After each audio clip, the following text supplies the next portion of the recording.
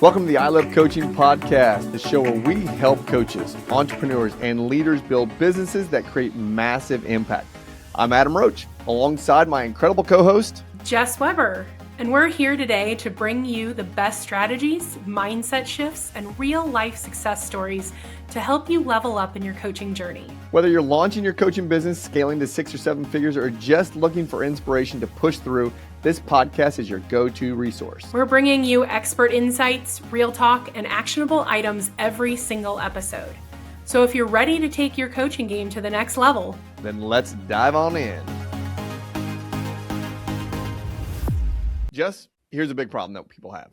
Coaches have a problem because they think that size matters. We're not going to go where some listeners might take that, but I do want to emphasize today that the problem that we are going to help you solve is that size does matter from the standpoint that sometimes too big is a problem. Too big is a problem, Jess. You know, I think you decided to do this topic because you know that I have a problem with thinking big sometimes, and I probably need this message from you and for myself as much as other coaches in our world I know need it too. Well, for sure. And here's the thing. And there's nothing wrong with thinking big. We see thinking big all the time. I think big. You think big. Many of our members think big. Now, when we think, though, about coaching, whether that's launching, whether that's one-on-one, whether that's one-to-many in a group, whether that is on stage, giving a keynote, in a podcast setting form, in a live setting form on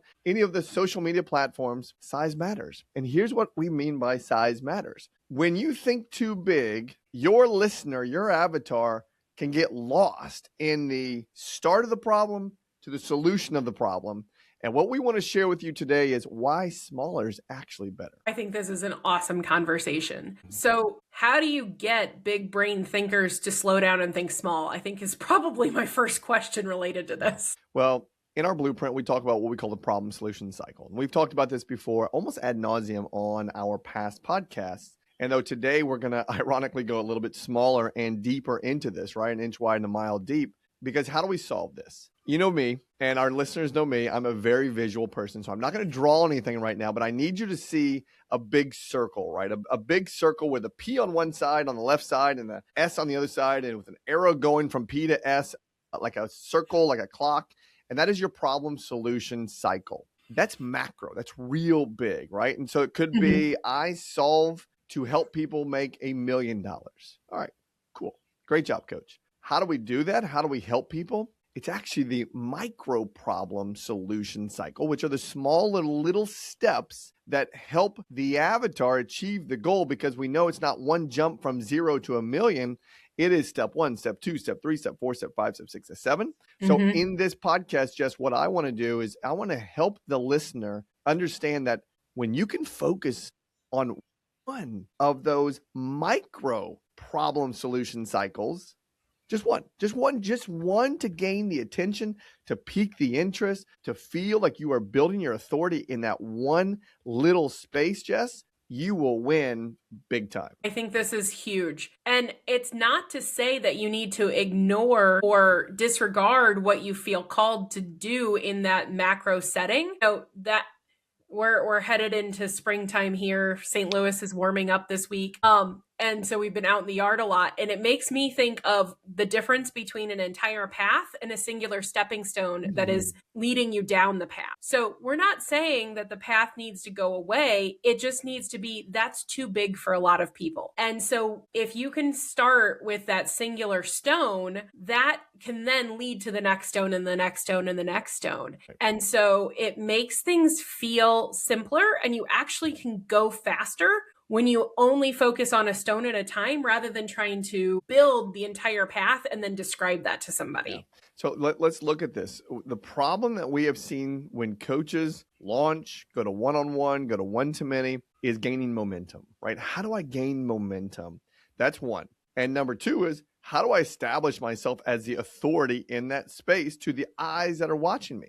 So let's identify big momentum first, or let's just identify momentum. What is momentum? My opinion with momentum is you may have too many leads that you can't get to. That is good momentum. Another big momentum problem could be that maybe you have a wait list of one-on-one clients, or maybe you have a wait list of getting into your group. But how do we build that big momentum when we're focusing on something so small as a micro problem solution cycle? See, and I think of momentum, honestly, yes, as movement towards a defined goal. Yes. And so I think the key for me with problem and solution is that it's movement towards the solution, not just movement for the sake of movement. Yeah, for sure. So let's pause all this conversation for a second. And you know what's funny? When we're on these podcasts, I have my camera right here, but I catch myself always looking outside my window. And it was fun when we were just on our L10 call. I looked out and I saw a bald eagle flying by. So if you're watching us and you see my eyes miss the camera, it's because that's where I go out there with my eyes to think. The big momentum where people, coaches, because we're such big thinkers, because people are such big thinkers, they almost think that going small will slow them down. They almost think that going small will make their authority not as great. They almost think that going super small will cause them not to have a big reach. Though what we know is the smaller you go, the opposite actually happens. The more you will be looked at as the authority of that one specific space by the eyeballs that are watching you. You're not going to appeal to the masses because you don't want to. So you'll get the right eyeballs that are engaging with you. You'll get the right feedback based on the calls to action that you have of whatever channel you're using. And you'll get the right engagement from the right avatar to raise their hand and say, you're the coach that I've been looking for. Though you have to go super small there to simply say, we can solve this problem small. Well, you have to meet people where they are. And so if you're standing there and trying to promote a path, to go back to my analogy, you're at the other end of that saying, come on down, or come on in, the water's fine, right? But people are so stuck in whatever current pain that they are in that is overwhelming. And so it's like when you can baby step somebody along a path and create small wins for them along the way, then suddenly they're halfway across the path without even realizing it because they've felt that momentum with you and through you. And so it's not about touting where you are as the person and then saying, come follow me. It's about helping guide somebody through the journey of going down that.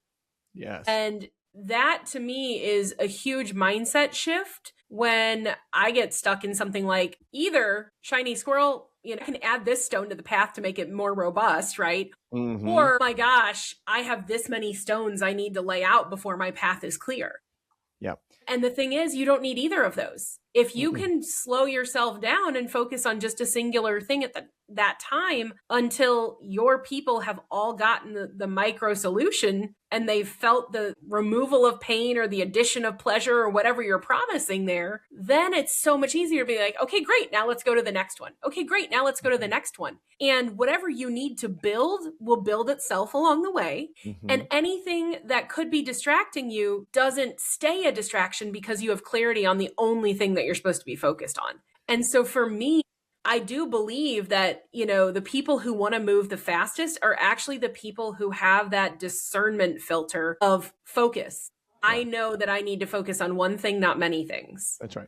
When you've heard this story, though, when I started this back in 2019 with the focus on the word recruiting, because that had been my brand, that had been what I had been known for. And when I created the Facebook group, The Art of Recruiting, that still didn't really have a payoff, though what I would share in that group as more and more people were coming in because they were focused on, I need to learn how to recruit. This guy is saying he understands the art of recruiting. When I would get in there, I would ask them, or I would share with them, hey, I have built a business from $100,000 in profit to nearly $1 million in profit through recruiting, macro. Then I would answer or ask the questions to get answers of who knows how to recruit 15 people a month. Not many people would answer. Still a little too big. What would it look like if you could recruit 5 people a week? Getting smaller. What does the calendar need to look like to recruit 5 people a week? Getting smaller. What does the script need to look like to reach out to someone first, to set an appointment, to hold an appointment, and then to recruit someone? Even smaller, right? So Right. when I started to ask who wanted to be included in a group coaching session that I was offering, it wasn't how to build a company to $1 million. It was how do you recruit 5 people a week? That was it. Because that was the stepping stone to your analogy of how to ultimately get there. And then those small little focus groups turn into 30, 40, 50 people that would show up on how do I recruit 5 people a week? Well, because the small thing was that much more attractive. Yes. Most people, when they are in pain, which is your ideal client, right? It's you 3, 5, 10 years ago. They can't sit there and be like, oh my gosh, I can build $1 million business if I'm 100,000 in debt, right? So it's, hey, how do I get my first 100,000? Well, even that might feel like a lot. So it's how do I get my first 10K? How do I get my first recruit? How do I get my first whatever? For whether or not you like him, the snowball method that's touted by Dave Ramsey for debt relief, that visual of the snowball rolling and getting bigger as it rolls, to me is the key here, right? You have to meet them where they are and offer them a solution that solves their present pain, not their future desires. And when you can do that, then the momentum and snowball effect, right, happens to get them down that path. But what you just described is a perfect, like, tactical real world example of that. It's let's pay off one thing. Let's recruit one person. Let's talk about one script to recruit one person. Going smaller is far more attractive than going bigger all day, every day. And let's pull back the curtain here a little bit. We've built an incredible community of membership of coaches in the coaching space. And we're now doing it by one simple little freebie. Little freebie. And we want all of our listeners to go get it right now. It's how to get paid to coach, or how to do it with, and let's see here, let me see, I got it right here opened up, and it literally is, they get paid to coach. Super small. We didn't say $1 million. We didn't say $10 million. We said just get paid to coach, right? And that's the freebie that we're using to build momentum. It is. And that leads to, once you kind of go through that process, our next step, if you like what we're offering you, is, join our challenge. And if that aligns with what you're looking for, then the greater payoff is our membership. But if you are somebody who's listening and you're like, hey, I've been coaching in a vertical or another industry or whatever for free forever, I would love to get paid to coach. That small thing solves that pain for you in the moment. That's right. And that's what I think so many people get distracted by, is they want to go straight to what our membership is, which is a much higher price tag, a much bigger payoff, because we're teaching people how to build $1 million businesses over time, right? But it's one of those things where if somebody's never started, telling them, hey, here's the framework and the blueprint to build $1 million business, that's big. I mean, Adam probably has it on his desk. Mine's in my backpack behind me. But that manual is almost 300 pages that we've written. I mean, it's a huge, massive thing. And so to hand that to somebody, that's going to overwhelm the world, right? It is, yeah. Every time you hold it up, I do smile, though, because I'm like, oh, look, 3 years in the making, and now it's here. Yeah. And that is an overwhelming thing for somebody who's not ready for it, right? They need to be further down the path to feel like they can absorb and understand what that is. And so, again, we don't walk around at a convention and hand out those books to people. No. Like, that is the least effective way to help somebody who is starting from nothing, or they've been coaching, they've been paid to coach, but they've been coaching with a company and they don't know how to get started on their own. Well, let's start talking about how you get paid to your own bank account to coach. And then we'll go from there. Right. Okay. So that's how we use small to start to gain momentum. Now let's go small to gain authority, because this is where we see this in the wannabe authority building coaching space, right? You think that you are really good in this macro space, and you go out, and from our past, we use the language of looking good and being right, but you're too big. You're too big in that space, and your authority needs to be even smaller, right? It's like, what is Adam known for? What is Jess known for? What is the small little micro problem solution that they solve that makes them the authority in that space? So let's pause for a second. Let's even go back to our freebie here of get paid to coach. Now, that's a freebie. That's a 5-page freebie that does not establish us as the authority. What I believe, Jess, starts to establish as authority, and there's many different channels to do this, so we'll talk about just one specifically, is how do we become established as the authority? I think it's time. I think time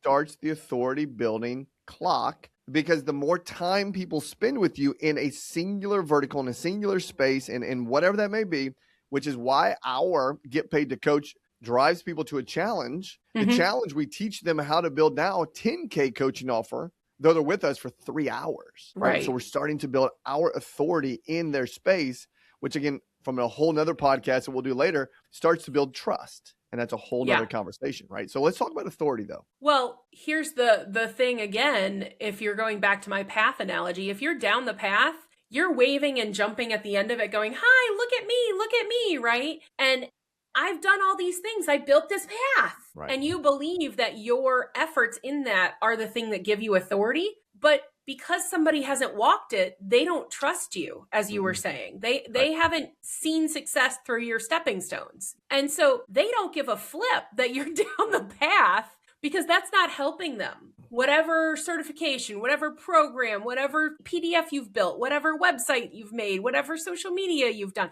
I don't care what it is. They don't care about you being at the end of that path. They care about where they currently are. And so your statement of time grants authority is huge, because they want you to stand on the stone with them, right? They want you to help them move from that stone to the next stone as quickly as possible. And that's going to give you that authority. And so if you can't talk to people about the stone they're currently standing on, you have no authority to them.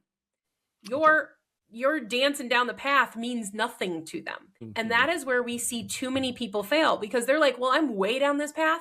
I am so confident in what I can do that I should be considered a thought leader in this space. I've got the keynote, I've got the book, I've got the podcast, I've got the whatever. But the thing is, nobody cares about you. They care about what's in it for them. Right. And so when you can spend time with them and show them that you can get them to the next level, that gives you authority. And that's when they start to know you, like you, trust you, care about you, and are willing to stay on that path with you rather than go find another one. You know, the visual that popped into my head here is I take Charlie to the dog park every day. My dog has an internal clock that's like mine when I wake up at 5 o'clock in the morning, right? She knows when it's between 4 and 4:30, she comes and it's like, it's time to go to the dog park. But the visual that I got in my head is this. When I go to the dog park and I'm throwing balls, I'm playing catches, there's a bunch of dogs running around there. Dogs don't necessarily trust, and we can even use this in a little child example as well. I'm 6'1". So a dog looking up, it's like, wow, okay, that's a figure. I can see that as a tall individual. Do I trust that person? And normally they're not going to bring me the ball. The moment I bend down, the moment I am almost eye level to some of these dogs, the moment they come to me, drop the ball, I pick it up, I toss it now, and I can stand back up, and guess what? They bring me the ball again, because now they trust me. Same thing with a little kid. You walk in, it's like, oh my gosh, there's this bald man. He's kind of scary looking. What is this? And then you get down their level and they're like, oh, Uncle Adam, let me come to you. Right. So that's how I hear what you're saying here, Jess, is they won't approach you unless you get down. And I don't mean that negatively. They'll get down to their level to say, hey, I'm here with you.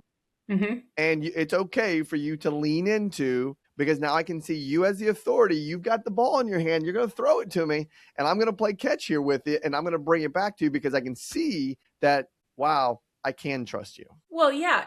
This is the guide on the path, walking it with you, not the person that's ahead of you saying, come on, and just waving you on, right? That's the big difference here. Is I love your analogy of getting on their level. You're literally saying, let's hook arms together. Yeah. I got you. I will support you because I am next to you. That's right. Not hurry up and quit looking at my rear end, right? It's and so that is that authority play is when you're willing to and able to support them where they are, not drag them behind you. That's right. Yeah. That's and big. So I think that's another thing for those fast thinkers of the world, the big idea people, is like, it's not about you. And we say that all the time, like authority isn't actually about you, but until you get it in your head that your authority comes through that time, that proximity, that connection, I feel like it is going to fall on deaf ears. And it will. And some of our listeners are experiencing this right now. I've experienced it. You've experienced it. And we've had many members experience this. And that's why we're sharing this in the podcast is for you to build authority, you got to get even smaller, right? You've got to get small. You've got to get on their level, and you can grow big being small. Yes. Well, the word that just popped into my head at the end of this is honestly, you have to remove your ego from it. You being smaller means you not leading with ego. That's so huge in this is if you're willing to walk backwards on the path and go hook arms with somebody, that is removing your ego. When you're standing at the other end waving, that's all ego. That is an ego play. And I think that's why the whole premise of Maxwell's leadership message, our friend John Maxwell, of success versus significance made such an impact on me. Because I know I brought it up on this podcast a million times. It's core language for me now. But success is the person standing at the end waving and saying, look at me, look at me. Right. Significance is I'll hook arms with you. If I need to stand behind you and push a little to get your butt over the hurdle, I'll even do that. And that is a core piece of like who I am as a teacher by nature. I'm like, I was always no child left behind, not because I was told that by the government, but because I've always wanted to help people get to wherever they want to go. And if my path is the way to do that, that's amazing. And I understand I am not everybody's cup of tea. Right. So it's just an interesting thing when you can remove your ego from that and say, okay, the people who are willing to take the first step with me in that small space, I'm willing to go small with them. That's right.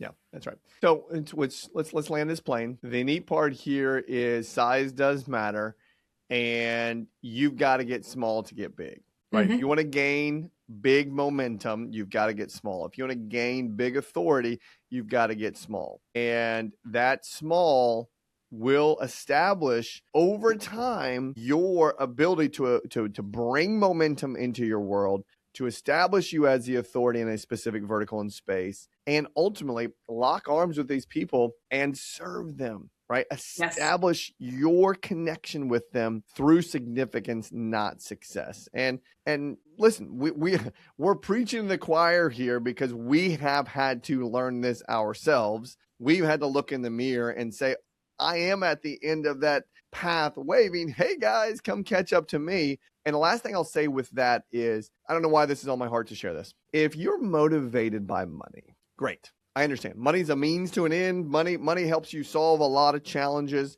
It's not a significance space, though. Money can have significance for what it will do for other people. But if you're at the end of that path, waving, I'm over here, guys, come get me, because you're motivated by the amount of money that they're going to pay you, you ain't going to win. I'll tell you right now, it's small. You're going to stay too big. And ultimately, you're not going to build a sustainable, scalable business because you're only focused on one thing, and that's success.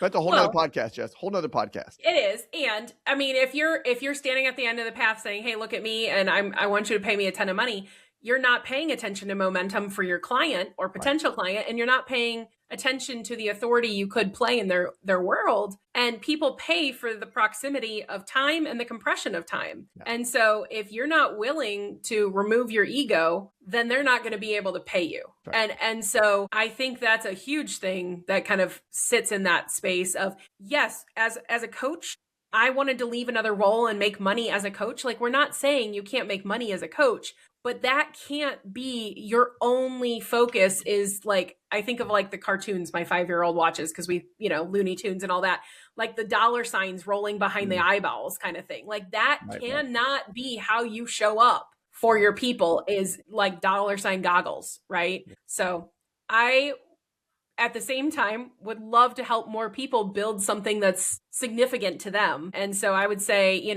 if this message or anything else landed for you, and if you want to check out that freebie, the Get Paid to Coach freebie, you can head over to ilovecoachingco.com, and it's right there under the start here button. So it's really easy to find. We love having this conversation with people and helping people move into this space of, getting small to get big. That's right.